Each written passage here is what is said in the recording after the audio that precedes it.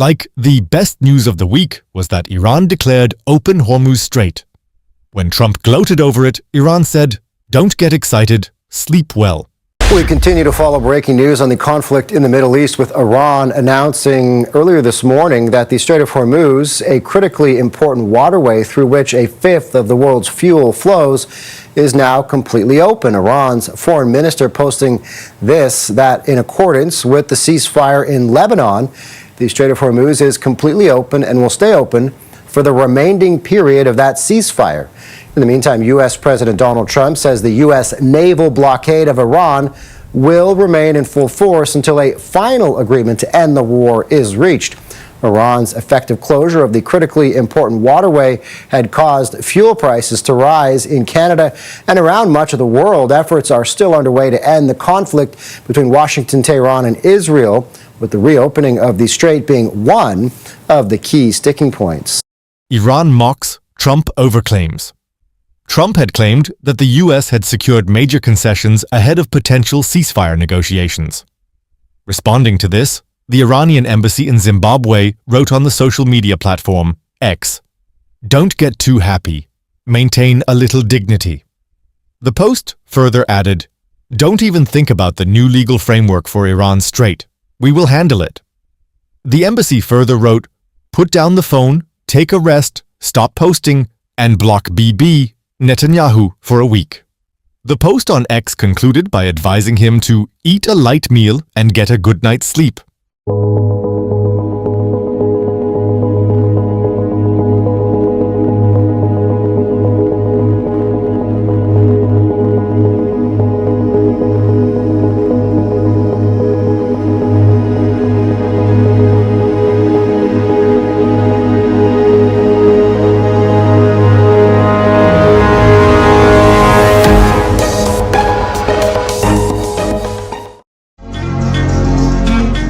Iran has reimposed restrictions on the Strait of Hormuz.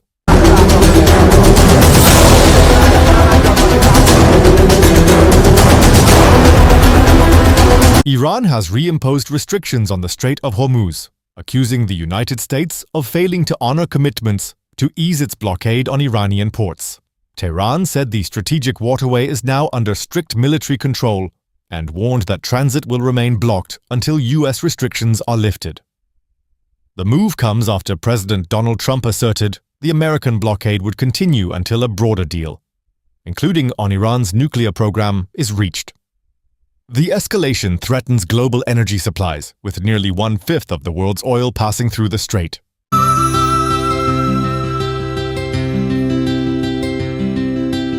हर घड़ी बदल रही है रूप जिंदगी, छाँव है कभी कभी है धूप जिंदगी, हर पल यहाँ जी भर जियो, जो है समा कल हो न हो. Iran has reimposed restrictions on the Strait of Hormuz. Like, the moment Hormuz Strait was declared open, markets recovered and oil prices fell. Good. But Iran army said no. Iran has reimposed restrictions on the Strait of Hormuz, accusing the United States of failing to honor commitments to ease its blockade on Iranian ports. So I think it's really important here that we focus on the full post from Iran's foreign minister, because he said that while the strait is declared completely open for the remaining period of the ceasefire, he also mentioned a coordinated route as announced by the regime, which doesn't sound like it is fully open. And CIBC's Private Wealth, Rekha Babin, noted that this market has been trading the headlines, the speed of the headlines, and not the certainty of flows, and that this move feels optimistic, especially as the market reprices the idea of reopening faster than it actually can reopen and the flows will resume. And President Trump also said on Truth Social just now that the blockade will continue, which again does not suggest a normalization of flows. Now, both WTI and Brent are below $90 and less than $20 above where they were prior to the war breaking out. We're also seeing big drops in product prices, with gasoline and diesel futures tanking European diesel is now at its lowest level in more than a month. And I did speak to Maersk this morning, and it was before the post from the Iranian foreign minister. So timing is important.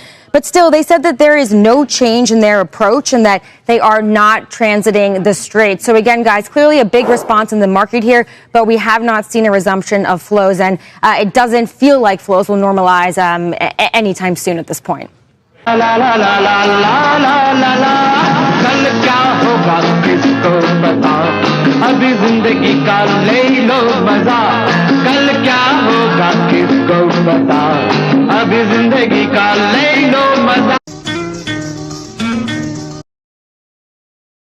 Like Director General of IAEA Rafael Grossi claimed that Gulf War has set a race for nukes.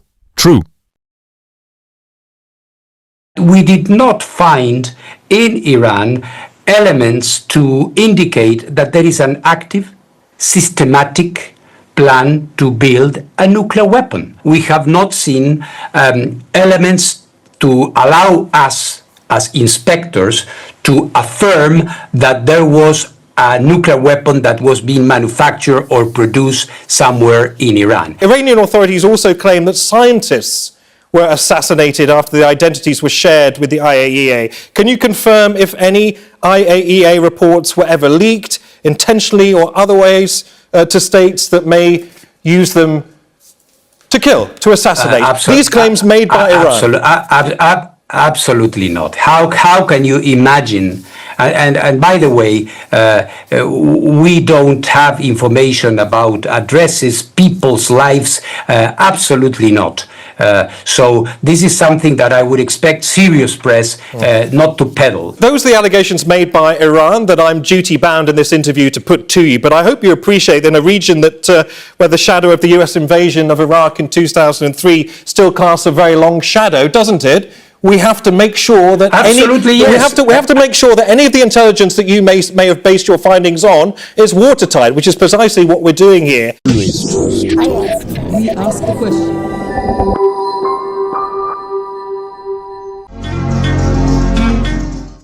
Like Trump has directed US Fed Chief Powell to quit board positions as he retires. Trump threatens to fire Fed Chair Powell if he doesn't leave in May.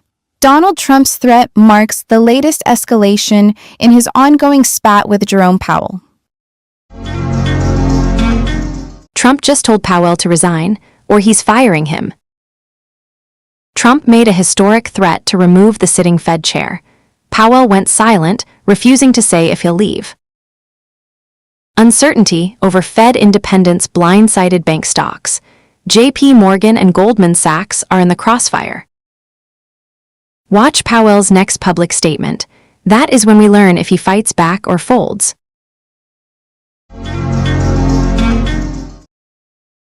Like, Trump created a flutter by saying Fox News anchor Jessica should be removed as she is least attractive, POSH, sexual harassment.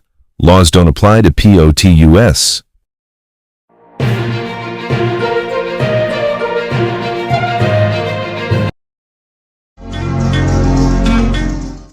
Like, Trump launched a personal attack on Pope Leo and also posed as Jesus. Pope retorted by saying the world is being ravaged by a handful tyrants. U.S. VP J.D. Vance told Pope, "Stay out."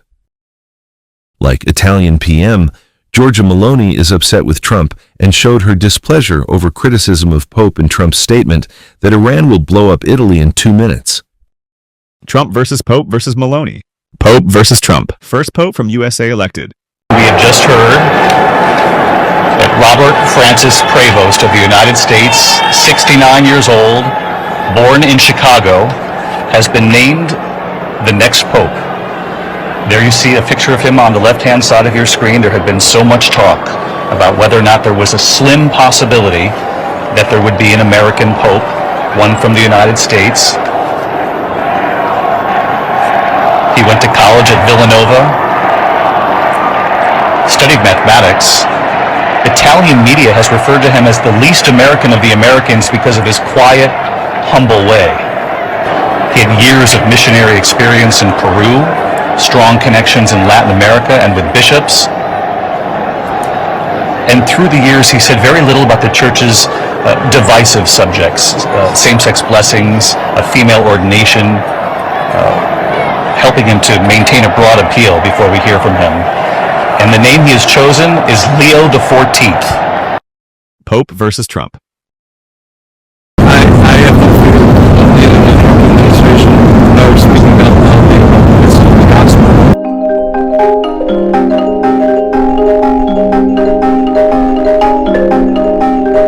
We don't like a pope that's going to say that it's okay to have a nuclear weapon. We don't want a pope that says crime is okay in our cities. I don't like it. I'm not a big fan of Pope Leo. He's a very liberal person, and he's a man that doesn't believe in stopping crime.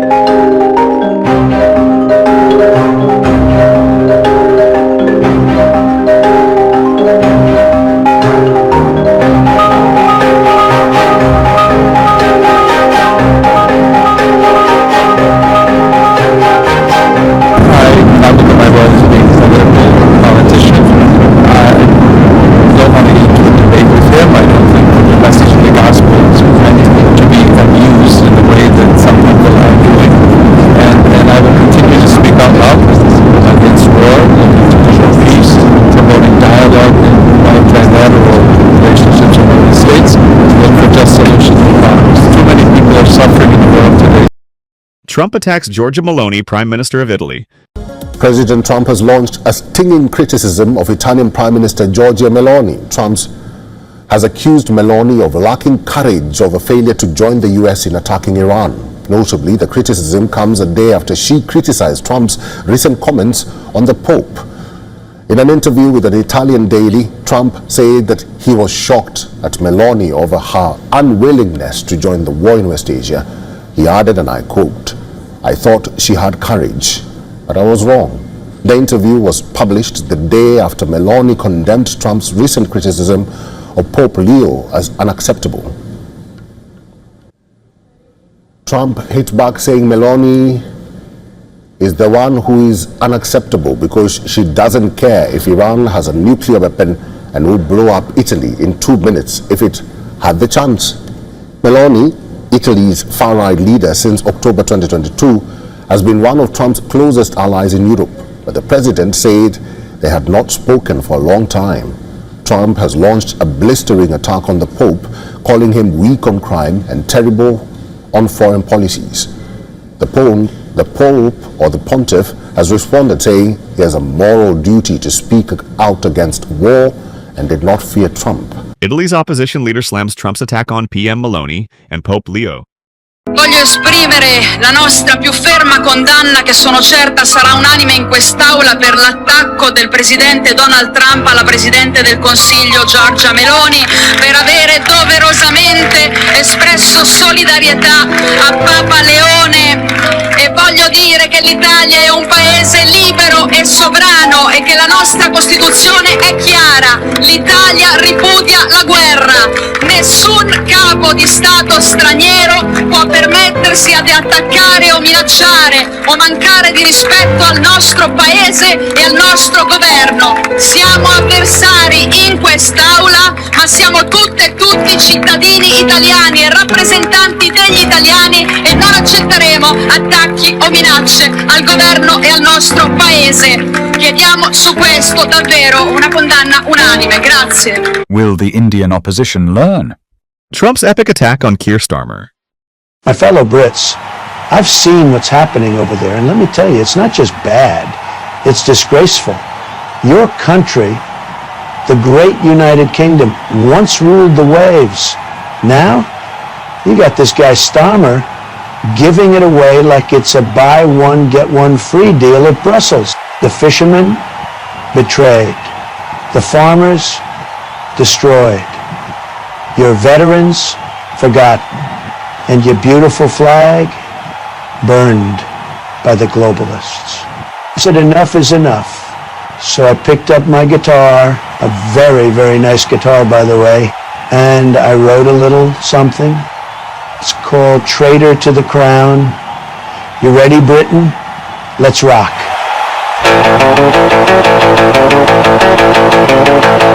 He walked in calm, all soother smirk, promised hope to fit the dirty work, shook the hand of foreign oppressors, traded to seas with brutal aggressors.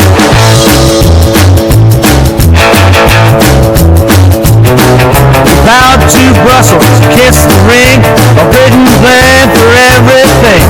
Fishermen weep, the farmers curse. He made betrayal even worse. Fell traitor to the crown, take him down. He sold your land, your name, your town. No trial too soft, no jail too tight. He stands with devils in broad daylight. Stand up, break this now or never. Take your country back forever.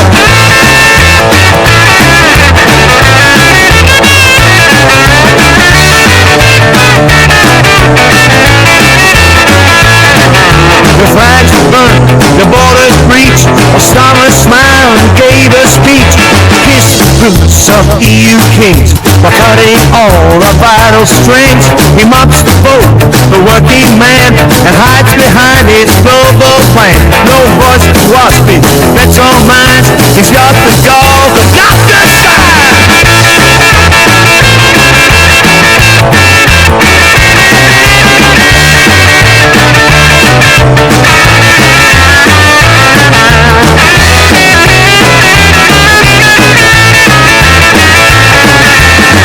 To the crown, take him down. He sold your land, your name, your town. Tried to suffer, jail too tight. Dance with devils in broad daylight.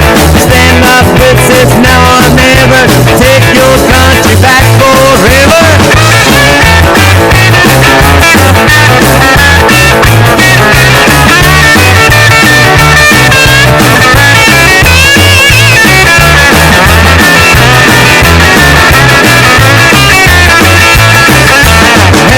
Homeless on your streets, while migrants live in hotels with retreats. Now many soldiers must go poor, or slum or bills another foreign war.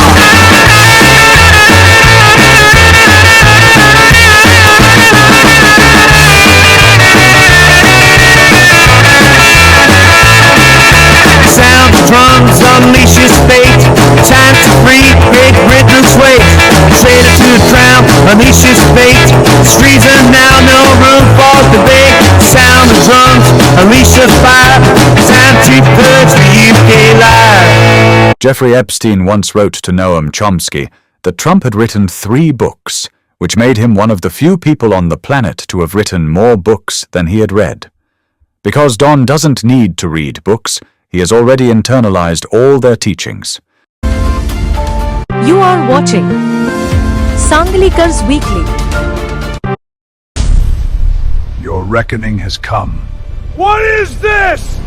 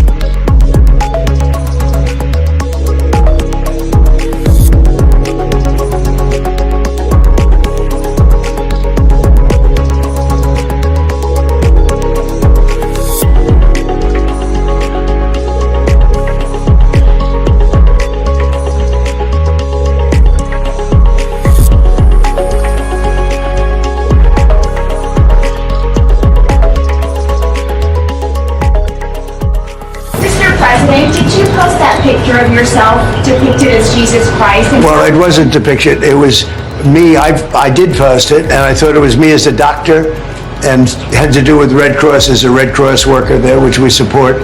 And only the fake news could come up with that one. So I just heard about it, and I said, how did they come up with that? It's supposed to be me as a doctor making people better, and I do make people better. I make people A lot better. As an example, the 11,000, I understand your husband's going through treatment. Yes, sir. Yes, sir. He's He going has through cancer. some very serious cancer treatment, so Yes, sir. this goes a long way. Yes, sir. It sure does. Like Trump's £10 billion defamation suit against Wall Street Journal, and Murdoch was dismissed. Quick on heels, NYT said, Pete Hegseth spreads gospel of carnage. Donald Trump's $10 billion defamation suit against the Wall Street Journal was dismissed by Florida federal judge Darren P. Gales after 10 months of litigation, with the judge ruling Trump failed to show actual malice in reporting on a Jeffrey Epstein birthday card. The Journal, owned by Rupert Murdoch, defended its coverage as true.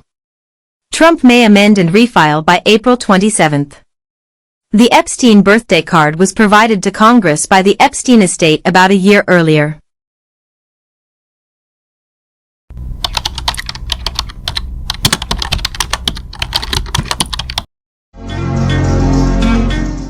Like after 16 years, Hungary's PM Orban, Trump's ally, is dethroned by opposition's Peter Magyar. A welcome change. As a child, Peter Magyar had a photo of Hungarian Prime Minister Viktor Orbán on his bedroom wall. Back then, Orbán was seen by many Hungarians as a leader who stood up to Soviet influence. Decades later, Magyar went on to become the man who ended Orbán's 16-year rule. At 45, he's younger than the leader he defeated, but he was never an outsider. For years, he was part of the system. Magyar comes from a prominent Budapest family of lawyers and judges. He studied law, joined Orbán's Fidesz party, and spent more than 2 decades around Hungary's governing elite. He served as a diplomat in Brussels and held senior roles in state institutions. He was also married to Judith Varga, one of Fidesz's most prominent figures. From the outside, he appeared deeply embedded in the ruling establishment. Then came the turning point. In early 2024, a major political scandal erupted when it emerged that the then president, Katalin Novak, had pardoned a man linked to the cover-up of child abuse at a state-run institution. The case is struck at the heart of Fidesz's image as a defender of family values. In response, Magyar broke ranks with the ruling party. He publicly accused those in power of shielding corruption and hiding behind political loyalty. On February 11, 2024, right after both Novak and Varga resigned, Magyar gave a bombshell interview that quickly went viral.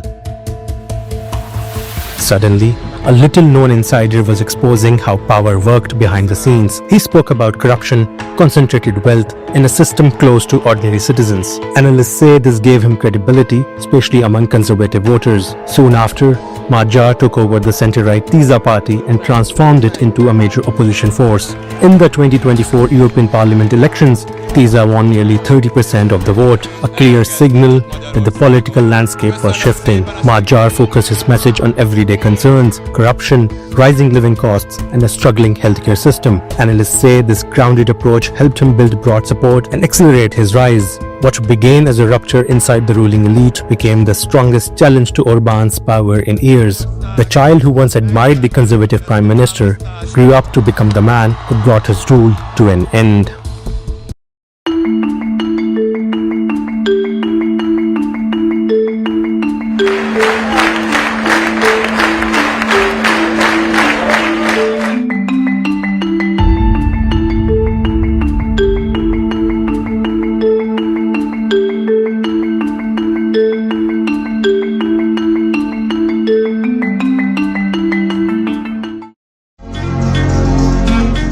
Like Netflix co-founder Hastings has quit, choosing philanthropy.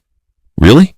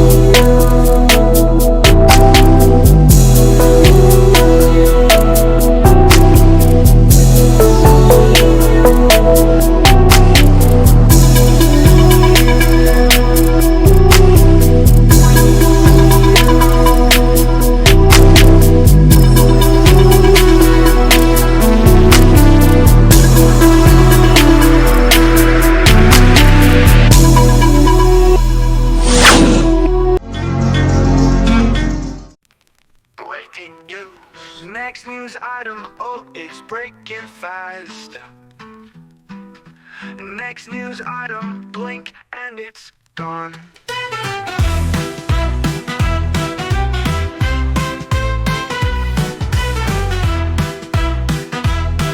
Like Lieutenant General Susan Coyle is the first woman to lead Australian Army. Fantastic. Second. Thank you. Let's just get everyone looking here for 1 second. Thank you. Thank you.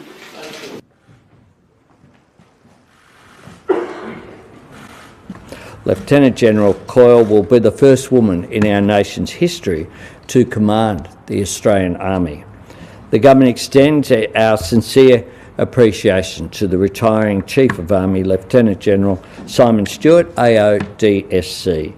Her achievement means that she will be the first woman to command a service in Australian history, and it is a deeply historic moment, one that should be noted.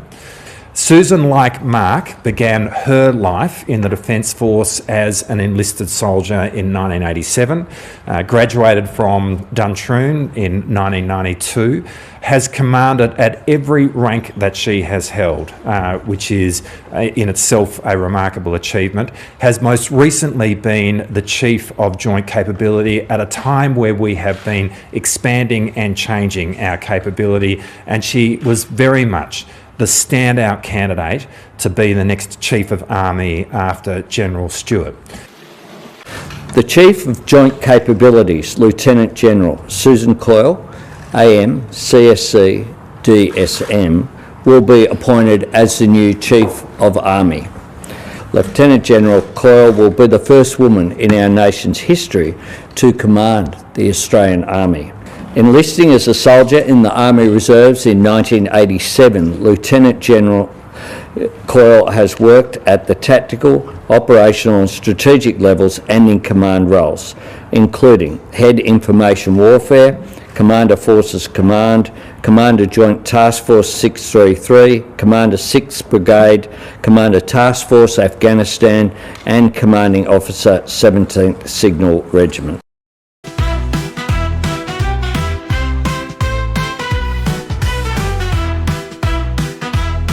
Like in Bangladesh, spiritual leader Shamim Raza Jahangir was lynched to death by a marauding mob. Blasphemy. Horrible. তোগার কুষ্টিয়ার ফিলিপনগরে শামীম আল জাহাঙ্গীরের দরবারে হামলা এবং ভাঙচুর সাথে অগ্নি সংযোগ করেছে তাওহীদি জনতা নামের এক জঙ্গি গোষ্ঠী। সেই সাথে শামীম আল জাহাঙ্গীরকে পিটিয়ে হত্যা করেছে। ইন্না লিল্লাহি ওয়া ইন্না ইলাইহি রাজিউন। মানুষ মাইরা যদি ধর্মোদ্ধার করাতে হয় তাহলে নবীজি 1400 বছর আগে নবীজি যখন ধরাধামে ছিল তখন থেকে শুধু ইসলাম ধর্মই থাকতো, অন্য কোনো ধর্ম থাকতো না। কারণ উহুদের ময়দানে যখন নবীজির দন্ত মোবারক শহীদ হয়েছিল তখন বলছিল যে আমি এই পাহাড়টা উল্টিয়ে দিই।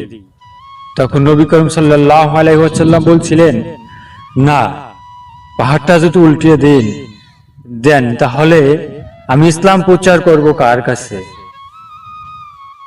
আর এখন এই তাওহীদি নামের যে জঙ্গি গোষ্ঠীটা রয়েছে সেটা মানুষ মাইরা ধর্মোদ্ধার করাতে যায়।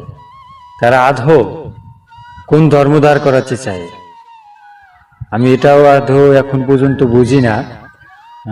আপনারা কি বুঝুন জানি না, কারণ তাওহীদি জনতা নামে যে গোষ্ঠীটা 5 তারিখের পর, বিশেষ করে এই যে আগস্টের 5 তারিখের পর থেকে আজ পর্যন্ত প্রায় 1.5 বছরের মতো, 1.5-2 বছর, তার মধ্যে যে কত তরিকতের মানুষের উপর অত্যাচার করেছে, কত মাজার ভেঙেছে, একমাত্র মালিকই ভালো জানে। আল্লাহর কাছে বলবো, আল্লাহ তুমি হেফাজত করো। সরকারকে বলবো, আপনি তো মাজার ভাঙ্গার পক্ষে ছিলেন না, বিপক্ষে ছিলেন, তবে এখন কেন চুপ আছেন? একটা ব্যবস্থা তো নিতে হবে। Like Princess of Pop Britney Spears, who was caught driving under influence of liquor/drugs, is admitted to rehab center as part of punishment.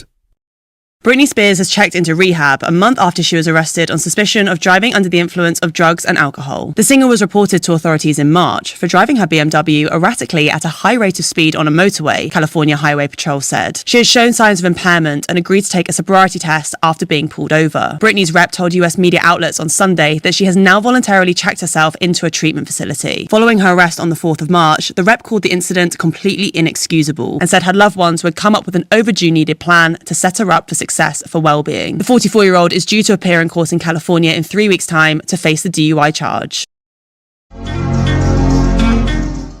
Like a new trial over death of legendary footballer Maradona has begun in Argentina.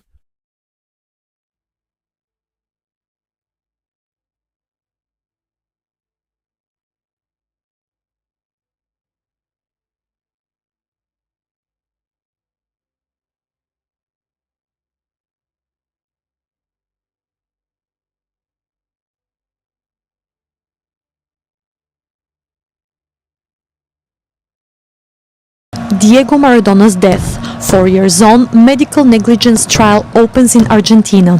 The life of the Argentinian football star ended after 12 hours of agony and in the absence of his medical team, according to the public prosecutor's office. 7 members of his medical team are charged with simple homicide with possible intent.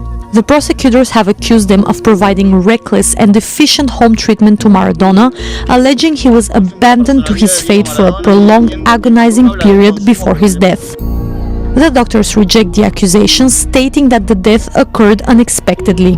Maradona died at the age of 60 following a brain operation, after which he chose to recover at home. According to prosecutors, he was left to his own devices and his heart stopped working on the 25th of November 2020. Much of Argentina is following the trial after a 2021 investigation by a medical commission concluded that Maradona's doctors had acted irresponsibly, deficiently and negligently.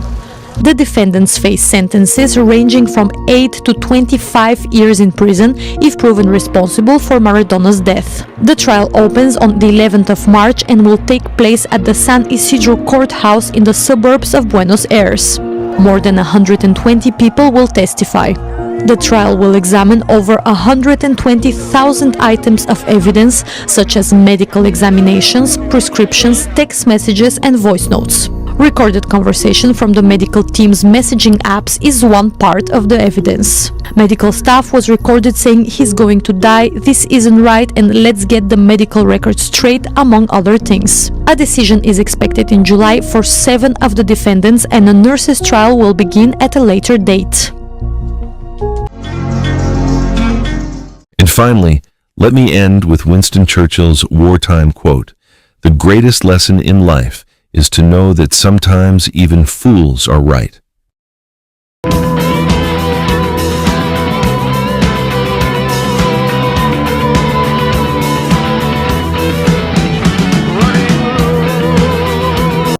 Lazy Bee, 18th April 2026.